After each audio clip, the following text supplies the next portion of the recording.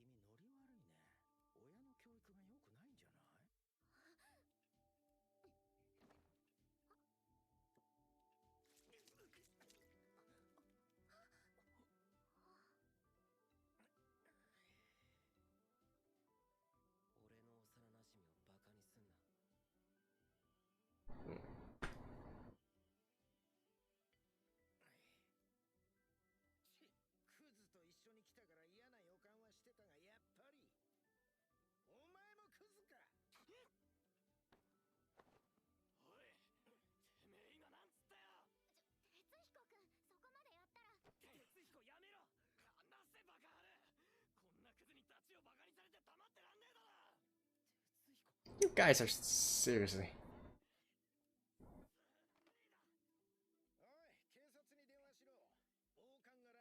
Yeah.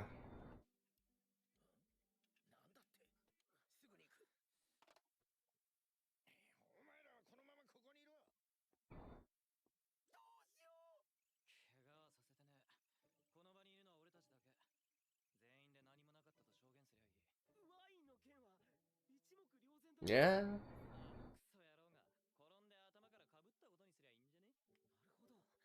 That's not really gonna work, but alright.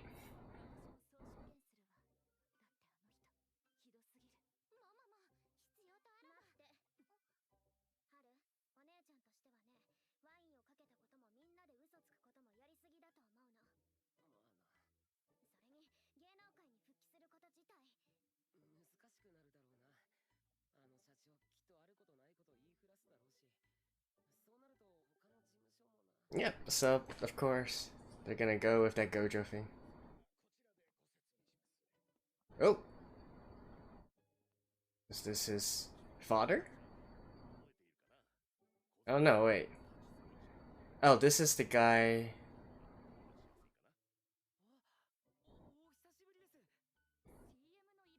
Ah.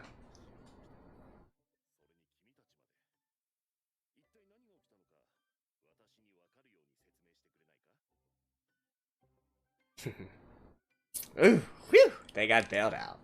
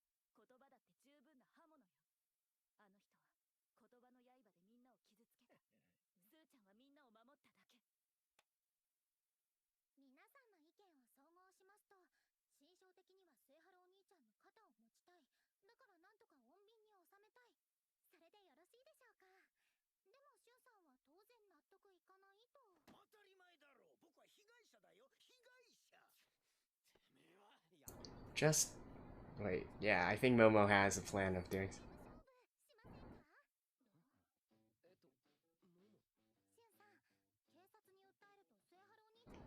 See, this is the way to do things. Using your head.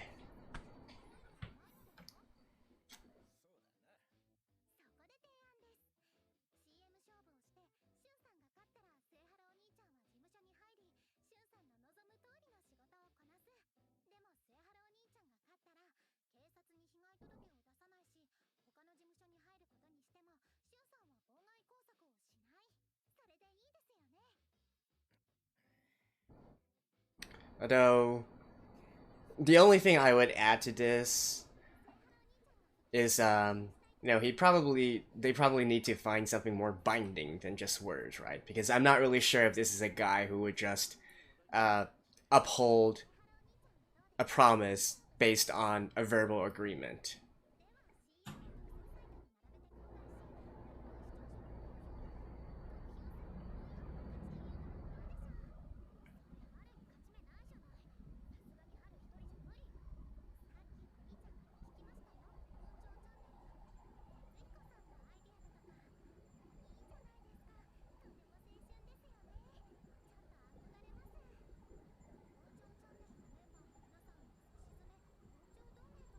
And there we go, Gunjo Dome. Right.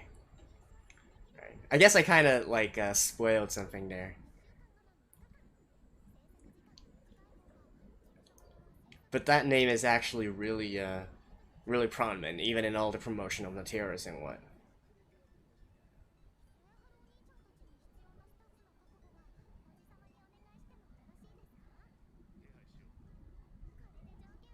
Right, so basically, it's a win-win situation for everyone, right?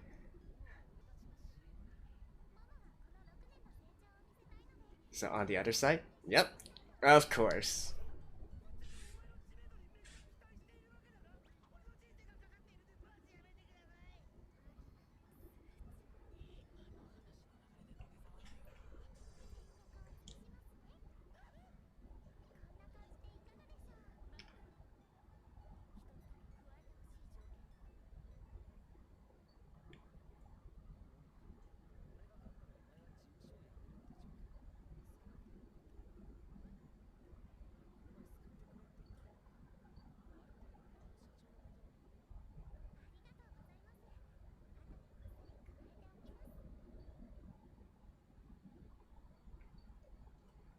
See, even though she wants out,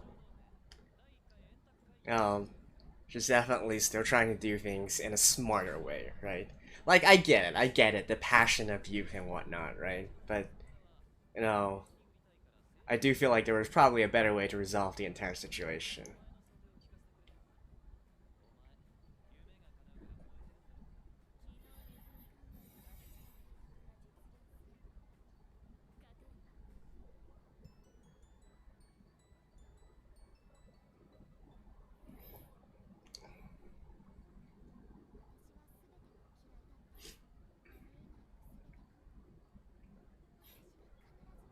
Oh, there's an older sister?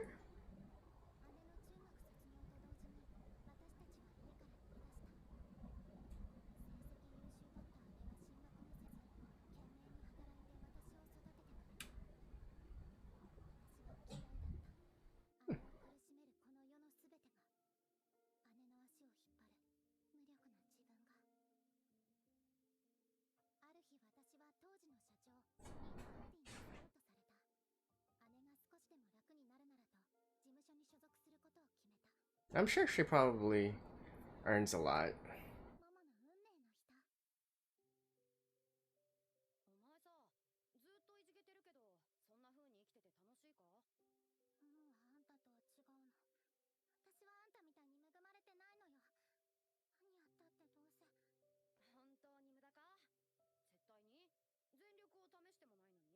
And why do I feel like, young Haru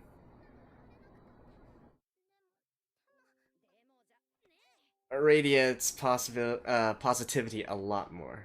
I mean, I guess that kind of makes sense, right? the current him went through a few setbacks and whatnot, including his mom, and now, you know, his relationship with his childhood friends and first love, and so on and so forth.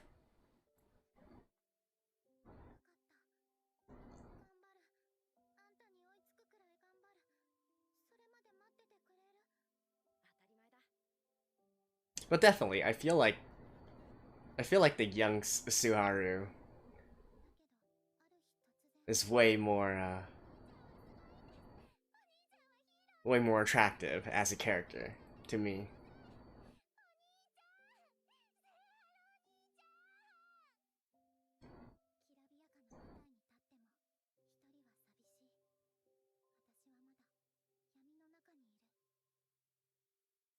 Ooh, I actually didn't think that this was going to be like a so Momo focused episode. And here,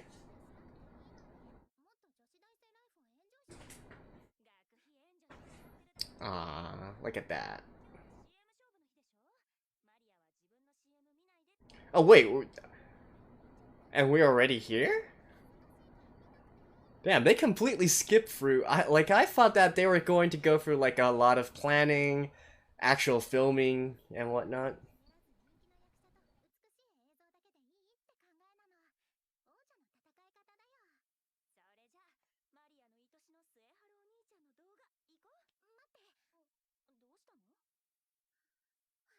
Yeah, she's also kind of nervous as well. Because she wants Suiharu to do good.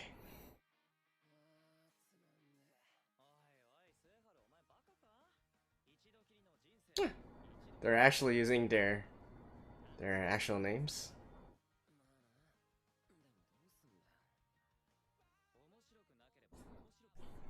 Oh, even with a background music as well.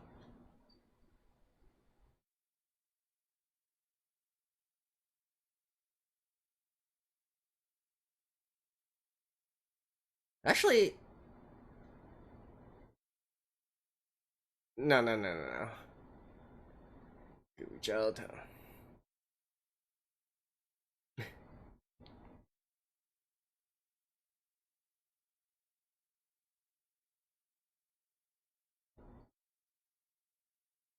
That's some pretty nice acting right there for us.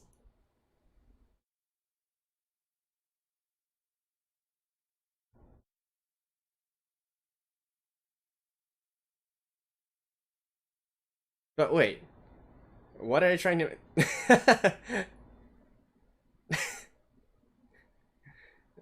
That's not bad actually. You know what?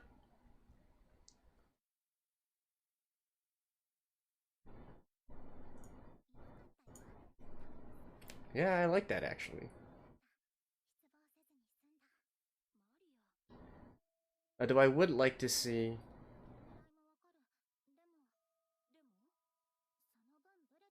Yeah, definitely.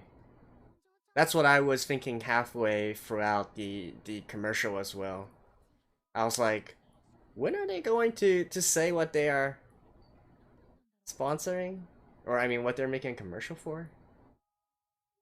But I guess the plot thickens here because there's definitely something still left.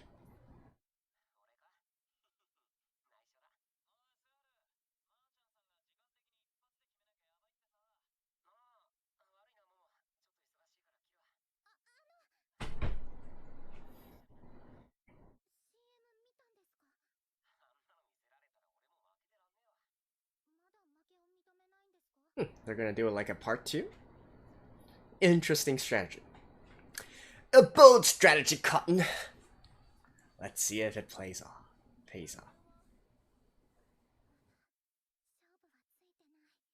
But yeah, I think for like a student commercial, if they could have made something like that, there's really nothing I can criticize about that beyond what Momo actually said as well, right? They kind of took away the focus.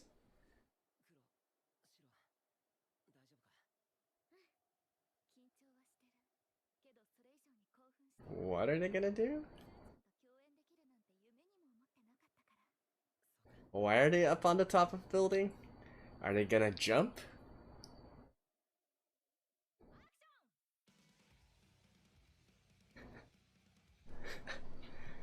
Right?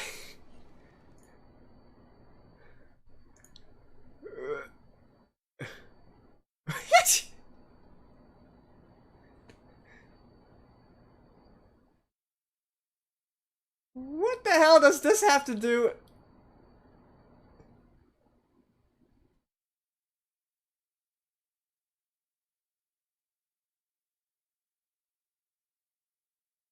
What in the actual...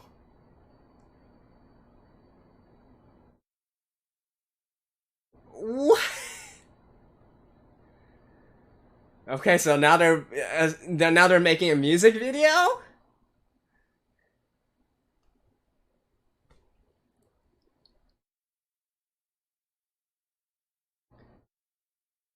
I'm like, is this supposed to be like vampires or werewolves or something of that sort?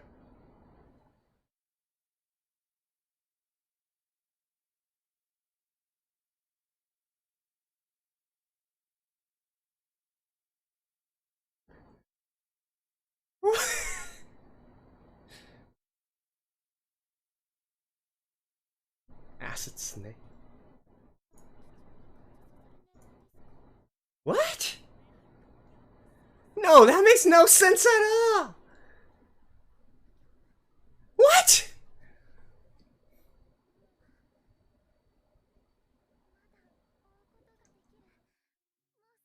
I'm sorry. Like, while I think it's absolutely entertaining that they did something like that, what does that have to do with the effing commercial?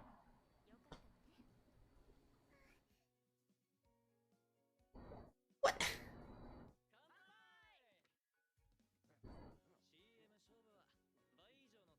What? Never mind.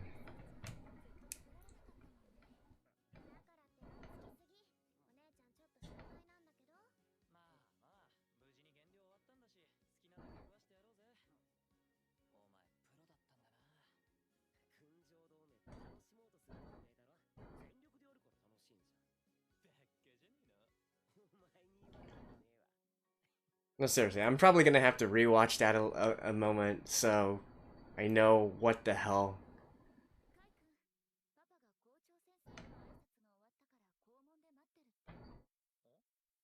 Principal?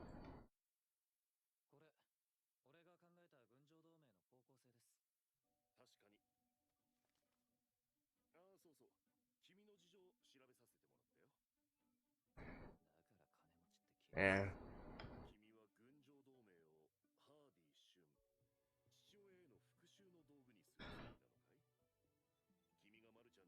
Hardy What?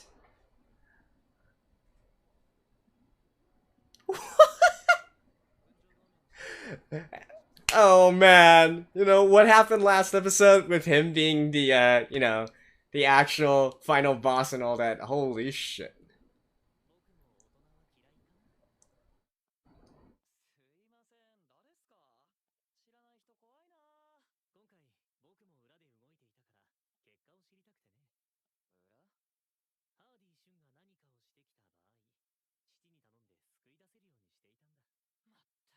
Oh, his as well.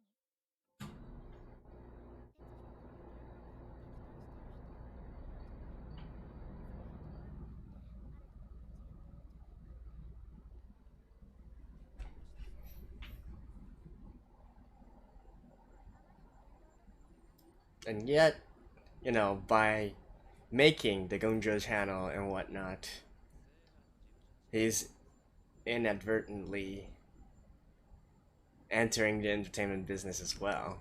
That's the irony of the entire situation.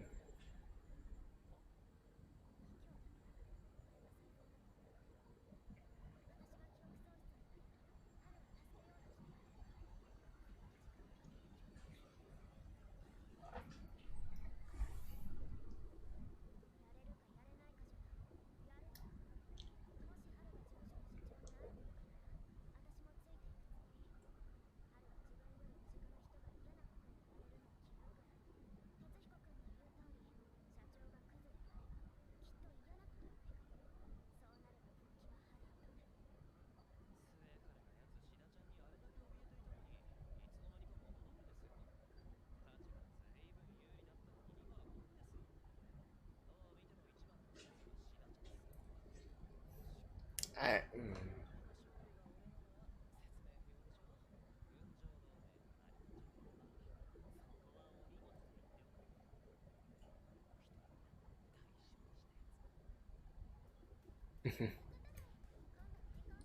Hey.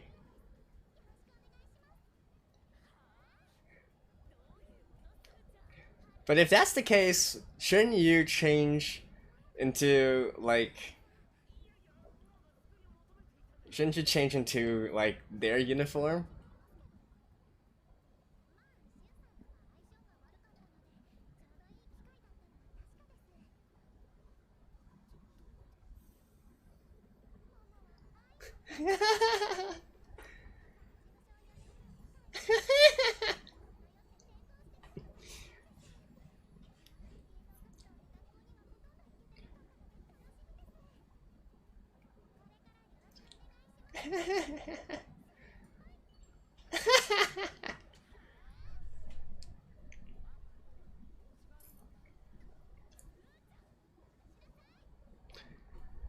Well, if nothing else, I definitely like their together.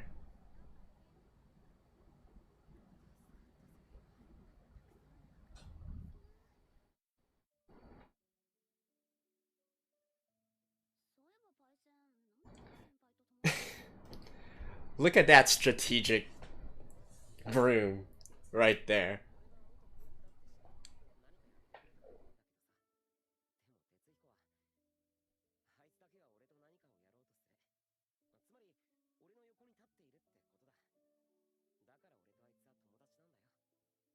Mm.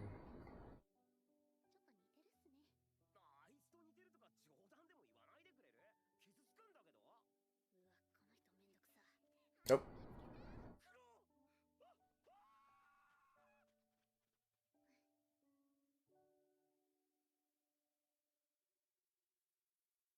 Nope. Some more after this.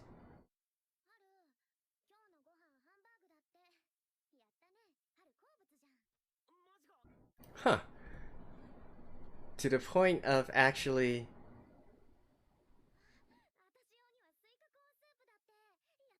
Yeah, to the point of actually skipping the ending? What's.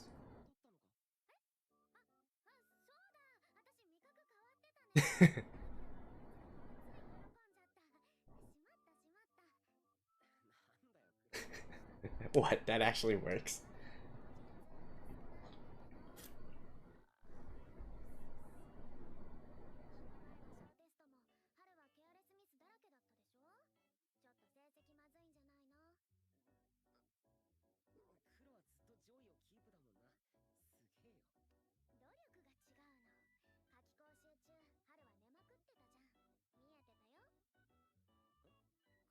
You got your memories! Oh. Just stop talking, Kuro.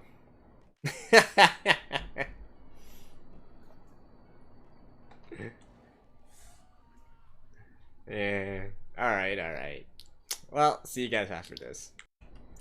Well, alright guys, this episode was certainly a mix of the cliches and also the unexpected, right? Probably the most unexpected thing is that Tetsuhiko is actually related with Hardy Shun, so that is like completely out there, and it definitely I guess it kind of makes sense in a way. Last episode, I was talking about how it seems that Tetsuhiko is the only one who is in full control of the situation, right? He seems to be, like, having this god's eye view of all the characters. And so, because of this, we can see that, okay, that's the reason why this is, and he is indeed pulling strings in the background and whatnot in order to shape what is being done here, right? I'm not sure how I feel about that, in the, like, how it's going to develop, like, if once Haru does discover that, is that actually going to cause some conflict between these two? Like, obviously, they're still going to be, like, besties, right?